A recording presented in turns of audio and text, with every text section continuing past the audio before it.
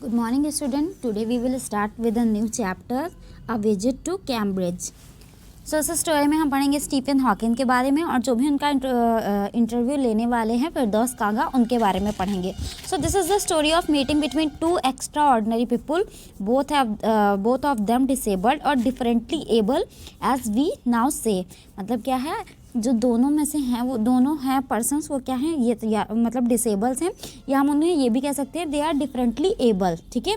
Stephen Hawking is one of the greatest scientist of our time. He suffers from a form of paralysis that confines him to a wheelchair and allows him to speak only by punching buttons on a computer which speaks for him in a machine-like voice.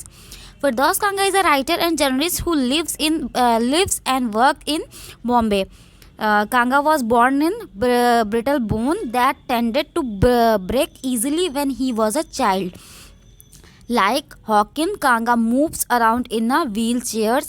The two great men exchange thoughts on what it means to live life in a wheelchair and how the so-called normal people react to disabled. तो ये था story का intro. Now we will start with the story. Cambridge was my metaphor for England. अब यहाँ पे क्या बात की गई है कि Cambridge was my metaphor for England. मतलब कि जो कैम्ब्रिज है वो मेरे लिए इंग्लैंड का एक तरीके से मेटाफर है. लाइक मेरे लिए जो कैम्ब्रिज है वही इंग्लैंड है. तो ये यहाँ पर ये चीज़ कह रहे हैं. And it was strange that when I left it become although some time else because I had met Stephen Hawking there. क्योंकि इनकी ऐसे सोच, इनकी अवधारणा इसलिए बन गई क्योंकि यहाँ पे ये स्टीफन हॉकिंग से मिले थे. It was on a walking tour through Cambridge that the guide mentioned Stephen Hawking, poor man who is quite disabled now, though he was a worthy successor of Isaac Newton whose chair he has at the university. इन मतलब कि ये क्या है, एक walking tour पे थे Cambridge के. तो इनको गाइड ने क्या बताया कि स्टीफन हॉकिंग बेचारे आदमी जो कि क्या है थोड़े से डिसेबल्ड हैं और वो क्या है एक परफेक्ट सक्सेसर है किसके लिए, आइजैक न्यूटन की सीट पे बैठने के लिए. And I started because I had quite forgotten that this most brilliant and completely paralyzed astrophysicist. अब क्या है, इनके मन में क्या एक विचार आने लगा कि वो उनके बाद से दिमाग से ये बात निकल ही गई थी कि इतने मोस्ट ब्रिलियंट और completely paralyzed एस्ट्रोफिजिस्ट जो है the author of a brief history of time, one of the biggest best seller ever lived hair. मतलब जो एक बुक लिखी गई थी स्टीफन हॉकिंग के द्वारा, a brief history of time, वो बहुत ज़्यादा बिकने वाली बुक थी जिसके ऑथर कौन थे, स्टीफन हॉकिंग थे. So next line, when the walking tour was done I rush to a phone booth and almost tearing the cord so it could reach me outside. अब यहाँ पे बात की गई है कि जो फिरदौस कांगा थे, ही इज़ ऑल्सो पैरालाइज. तो क्या थे, वो व्हील चेयर पे थे. तो वो कहाँ जाते हैं, एक फ़ोन बूथ के पास जाते हैं और क्या करते हैं, फ़ोन बूथ में जो तार लगा होता है तो मतलब वो अपनी तरफ उसको खींचने की कोशिश करते हैं कि वो जो तार है वो मुझ तक पहुंच जाए. ठीक. Then he called Stephen Hawking. There was a assistant on the line and I told him I had come in a wheel chair from India. मतलब ये क्या बताते हैं, फ़ोन पर उनके असिस्टेंट कॉल को रिसीव करते हैं. देन ये उनसे क्या बताते हैं, दैट मैं इंडिया से यहाँ आया हूँ स्टीफन हॉकिंग से मिलने, वो भी व्हील चेयर पे. Perhaps he thought I has probable my self all the way. मतलब उसे ऐसा लग रहा होगा प्रोपेल्ड, लाइक उसे ऐसा फील हो रहा होगा कि मैं व्हील चेयर से ही चलते आ रहा हूँ. दिस इज़ अ एकदम you can say funny line in the para. To write about my travels in Britain, I had to see Professor Hawking.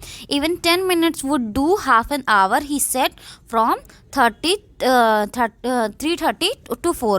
मतलब उन्होंने क्या है, वो 10 मिनट चाह रहे थे उनसे मिलने के लिए, बट उनके जो भी असिस्टेंट थे उन्होंने क्या कहा कि you can take from 3:30 to 4 means half an hour time आप ले सकते हैं. And suddenly I feel weak all over growing.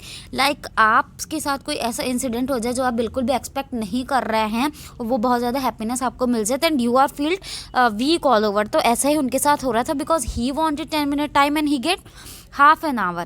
So up disabled, you get fed up with people asking you to be brave as if you have courage, account on which you have too lazy to draw a check.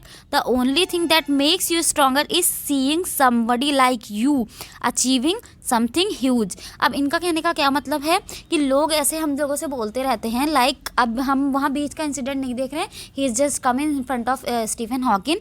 तो वो क्या कहते हैं कि लोग हमसे कहते हैं साहस रखो, साहस रखो। तो मतलब इनको ऐसा फील होता है लाइक साहस जैसे हमारे पास किसी बैग में रखा हुआ है और हम ले आते हैं, देन वी आर क्या होता है कि हमारे पास करेज आ गया है, ठीक।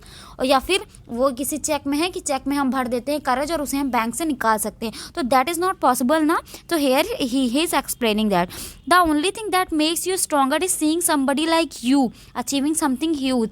मतलब आपको करेज तब मिलता है, आपको खुशी तब होती है या फिर आपको मोटिवेशन तब मिलता है जब आप अपने ही जैसे किसी दूसरे इंसान को देखते हैं that he is doing achieving something huge, then you know how much is possible and you reach out further than you ever thought you could.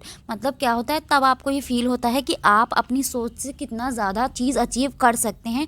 You to reach out further than you ever thought, मतलब आपने जितना सोचा है उससे ज़्यादा आप कैसे पा सकती हैं। फिर नेक्स्ट है I have not been brave said the disembodied computer voice the next afternoon। ठीक, क्या है अब ये जब यहाँ पे इनसे क्वेश्चंस पूछ रहे हैं तो क्या करता है वो जो पंचिंग मशीन के थ्रू ये बात यहाँ पे कर रहे थे, क्योंकि यहाँ पे हमने स्टार्टिंग में पढ़ा था punching buttons on computer which speaks for him in a machine like voice. तो क्या है, ये मशीन के थ्रू उनसे बात कर रहे हैं। I had no chance surely I wanted to say living creatively with the reality is a disintegrating body was a choice but I kept quiet because I felt guilty every time I spoke to him, forcing him to respond. There he was tapping at the little switch in the hand, trying to find the words on his computer with the only bit of movement left to him, his long pale fingers. अब क्या है, वो उसको तो थोड़ा सा अजीब पहले बात इसलिए फील हो रहा था, लाइक उसे थोड़ा सा एम्बैरेसिंग फील हो रहा था कि यहाँ पे वो क्वेश्चन पूछ रहे हैं एंड द पर्सन उनके सामने जो है he is not able to speak, और वो क्या कर रहे हैं मशीन पर टाइप कर करके उनको आंसर दे रहे हैं। Every so often his eyed would shut in frustration exhaustion. अब क्या है, उनकी आंखें जो हैं वो पल के झपका रहे हैं अपनी फ्रस्ट्रेशन और एग्जॉशन में। And sitting opposite him I could feel his anguish, the mind Beaten and thoughts that come out in frozen phrases and sentences stiff as cords. A lot of people seem to think that disabled people are chronically unhappy. Means लोगों की क्या होती है, mentally ये चीज़ वो feel करते हैं कि जो भी मेंटली लोग डिसेबल्ड होते हैं वो क्या होते हैं, क्रॉनिकली अनहैप्पी होते हैं। But this is not true ना। ऐसा कोई ज़रूरी नहीं कि कोई पर्सन अगर डिसेबल्ड है तो वो मेंटली भी डिस्टर्ब होगा या क्रॉनिकली भी हैप्पी होगा। I said I know that's not true myself, are you often laughing inside? So this is the end of his story। मतलब वो क्या है, स्टीफन हॉकिंग कहते हैं कि I know that's not true myself, are you often laughing inside. मतलब क्या तुम्हें ऐसा लगता है कि ये चीज़ पॉसिबल है, तो वो अपने मन में ही ये चीज़ सोचकर हंसते हैं। So in next video we will study about part 2।